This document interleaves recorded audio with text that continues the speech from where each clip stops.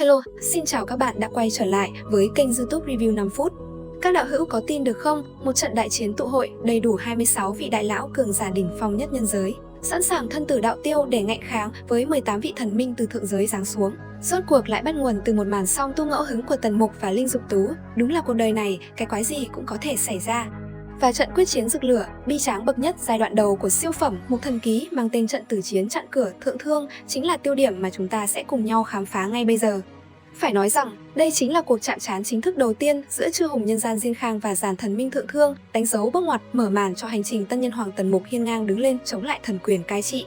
Thế nhưng, toàn bộ chuỗi sự kiện này thực chất lại được khơi mào từ một cuộc chạm trán gay gắt ngay tại Thái Học Viện. Sau khi trợ giúp Duyên Phong Đế dẹp loạn, Tần Mục vô tình đụng độ Ban Công Thố, kẻ lúc bấy giờ đã bị Đại Tôn đoạt xá. Sẵn có ân oán từ trước với Thiên Ma Giáo, hai bên lập tức bùng nổ giao tranh dữ dội. Trong lúc so tài, Tần Mục thi triển Nhân Hoàng kiếm pháp đánh cho Ban Công Thố trọng thương, suýt mất mạng. Trong cơn hận thù ngút trời, Ban Công Thố lập tức sử dụng mật pháp của Hoàng Kim Cung để dâng tấu lên thượng thương với thông điệp Tần Nhân Hoàng đã xuất thế. Tin tức này vừa truyền lên khiến thượng thương chấn động toàn tập, họ lập tức phái các ngụy thần hạ giới dò thám, chính thức đặt Diên Khang vào tầm ngắm diệt vong.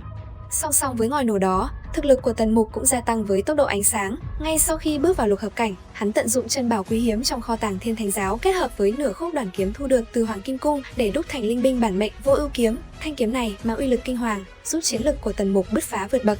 Không dừng lại ở đó, khi dấn thân tiến vào Minh Cốc thám hiểm, Tần Mục tình cờ gặp lại cha đẻ của mình là Tần Hán Chân. Dù hoàn cảnh khắc nghiệt khiến hai cha con chưa thể chính thức nhận nhau, Tần Mục cũng đã biết được tên thật của mình là Tần Phượng Thanh cùng nguồn gốc dòng tộc Tần gia. Đặc biệt hơn cả, tại nơi âm u này, hắn đã tìm ra bí pháp sửa chữa thần kiều, chiếc chìa khóa vàng giúp nhân tộc vượt qua rào cản để thành thần.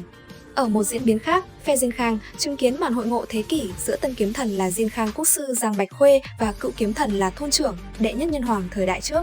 Nhờ mượn ý niệm kiếm chiêu khai hoàng huyết ung dương của Thôn trưởng, Quốc sư đã thành công đột phá từ kiếm pháp tiến thẳng lên kiếm đạo. Thêm vào đó, dưới sự hỗ trợ đắc lực của Tần Mục, Quốc sư đã dẫn quân Bình Định sang ngoại, đạp bằng hoàn toàn Hoàng Kim Cung.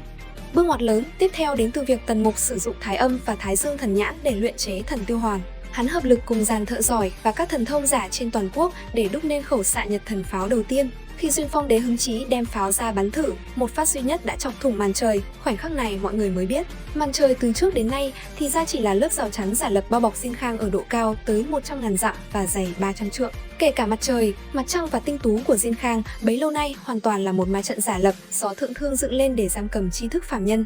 Lúc bấy giờ, đạo môn là thế lực chịu đả kích nặng nề nhất vì công pháp Dạ Quan Thiên Tượng của họ hóa ra lại được xây dựng hoàn toàn trên một bầu trời giả. Tiện tay, Duyên Phong Đế bồi thêm phát pháo thứ hai tiễn luôn Ngọc Quân, vị thần minh thượng thương hạ giới giáng tai họa, bốc hơi khỏi nhân gian, trực tiếp đẩy nhanh tiến trình thượng thương quyết định diệt thế. Giữa lúc dầu sôi lửa bỏng, Hư Sinh Hoa, thiên tài kiệt xuất của thượng thương, đã vâng lệnh sư tôn xuống nhân gian để tiêu diệt tân nhân hoàng. Thế nhưng, qua màn chạm trán không đánh không quen biết, Hư Sinh Hoa lại bị nhân cách của Tần Mục cảm hóa. Cả hai trở thành đạo hữu tri kỷ cả đời, vừa cạnh tranh vừa nâng đỡ lẫn nhau qua muôn vàn kiếp nạn. Sau đó, Tần Mục bắt tay tập hợp lực lượng từ ba đại thánh địa là Đạo môn, Phật môn, Tiểu Ngọc Kinh cùng triều đình Diên Khang và Thiên Thánh Giáo để tổng lực nghiên cứu, cuối cùng ngộ nhập trọn vẹn công pháp sửa chữa thần kiều. Dù công pháp này cực kỳ gian nan, khó tu luyện và những tuyệt đỉnh cao thủ như Thôn trưởng hay Quốc sư lúc bấy giờ vẫn chưa hoàn toàn thành công, nó đã mở ra một tiền đề tu hành vĩ đại cho cả nhân giới. Trên phương diện ngoại giao và đồng minh, Hoạn Long quân bị thượng thương phái xuống Đại Khư nhằm nuốt chửng long mạch Diên Khang để phá hoại quốc vật. Bằng trí tuệ tuyệt đỉnh, Tần Mục đấu trí đấu dũng, triệt hạ nam giao và nữ giao rồi thu phục toàn bộ 7 giao long. Nhờ đế điệp và chân long chi xào, Tần Mục học trọn vẹn Cửu Long Đế Vương công bản đầy đủ rồi truyền lại cho Linh Dục Tú và Duyên Phong Đế. Hắn đồng thời lập thổ bộc chi ước với Hoạn Long quân, phong gã làm Võng Giang Long Vương. Việc Ngọc quân bị diệt và Hoạn Long quân bị thu phục đã khiến thượng thương phẫn nộ tột cùng. Thế nhưng, mọi chuyện không chỉ dừng lại ở đó, Tần Mục tiếp tục tiến sang Mục Nhật thần tộc, giải cứu Viêm Tinh Tinh khỏi Thái Dương thuyền và dẹp yên thảm họa trùng sinh ma tộc. Hắn giải phóng hàng triệu đồng bào Thiên Vũ tộc khỏi nguy cơ bị đồng hóa, khiến tộc trưởng Vũ Triệu Thanh vô cùng biết ơn. Cũng tại đây, Tần Mục dùng Thái Dương tỉnh câu lên các mặt trời mới để thắp sáng lại Thái Dương thuyền, cỗ chiến thuyền sau này sẽ trở thành pháo đài chiến đấu sát cánh cùng dàn Môn lão, Tàn lão thôn. Thế nhưng, trước khi đại chiến bùng nổ, vì quá lo sợ Tần Mục có thể gặp biến cố nguy hiểm tính mạng, Mù lão gia cùng Tư bà đã ra tay bắt Linh Dục Tú, Từ Vân Hương và Tiểu Hồ Ly về, cưỡng chế tổ chức liền hai đám cưới để ép Tần Mục làm tân lang ngay trong đêm. Niềm vui ngắn chẳng tay gang, tình hình nhanh chóng trở nên ngột ngạt khi cường giả tinh ngạn xuất hiện tạo ra uy áp nghẹt thở. Tần Mục buộc phải phối hợp trận hình của 6 đại thần kiều cao thủ mới có thể đẩy lùi được gã. Trong trận chiến này, Lệ Thiên Hành vì bảo vệ Tư Ấu U đã chấp nhận hy sinh đồng quy vô tận với tinh ngạn, trút bỏ gánh nặng quá khứ để Tư Ấu U trở lại là một người phụ nữ bình thường. Mồi lửa diệt thế chính thức bùng nổ khi Tần Mục và Linh Dục Tú trong đêm song tu vô tình làm nguyên thần xuất khiếu, sáng tạo ra bí thuật nguyên thần dẫn. Bí thuật này cho phép kết hợp linh thai và hồn phách ngay từ lục hợp cảnh để ngưng tụ nguyên thần, giúp tu sĩ rút ngắn hẳn một cảnh giới để tiến thẳng đến thần kiều cảnh. Sự bứt phá điên rồ này đã làm rung chuyển quy luật đất trời. Thượng Thương nhận ra Diên Khang đang phát triển với tốc độ quá kinh hoàng, quyết định kích hoạt 18 vũ khí thiên tượng để hủy diệt toàn bộ sinh linh nơi hạ giới. Trước dấu hiệu diệt thế rõ ràng, một cuộc họp khẩn cấp đã diễn ra tại Tàn Lão Thôn, Tư Bà ra sức mắng áp đảo các lão gia khác, liên tục khuyên Tần Mục trốn về Đại Khư ẩn nấp. Tuy nhiên, Tần Mục kiên quyết từ chối trốn chạy vì hắn hiểu thảm họa này một phần do mình gây ra, và với khí phách của một nhân hoàng, hắn không thể bỏ mặc con dân Diên Khang cùng bạn bè. Cuối cùng, thôn trưởng cùng mọi người quyết định Diên Khang phải đứng lên ngạnh kháng đánh chặn.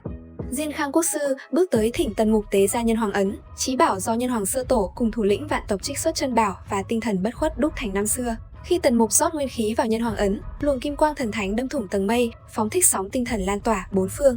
Từ khắp đại địa, cường giả các tộc cảm ứng được tiếng gọi huyết mạch sau 20.000 năm và đồng loạt tiến về hội tụ.